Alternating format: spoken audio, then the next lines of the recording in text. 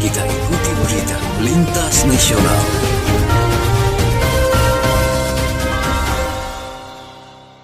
Seorang YouTuber asal Langsa berinisial MA berusia 20 tahun tertangkap basah sedang melakukan mesum di dalam mobil bersama pasangannya.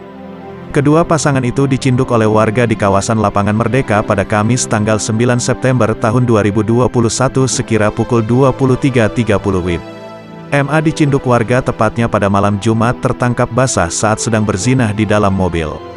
Pelaku dikenal sebagai seorang YouTuber asal kota Langsa dengan 3 juta subscriber bernama Mas Jim. Ia merupakan warga Merandeh, Kecamatan Langsa Lama, Kota Langsa. Menurut informasi diduga pelaku dan pasangannya tertangkap basah sedang melakukan hubungan layaknya suami istri di dalam mobil tepat di kawasan Lapangan Merdeka. Awalnya sekitar pukul 23.30 WIB, anggota Polres Langsa melihat sebuah mobil bergoyang di dekat bambu runcing samping pendopo saat menggelar patroli rutin. Karena merasa curiga, petugas melihat ke dalam mobil dan didapati keduanya sudah tidak lagi memakai celana dalam.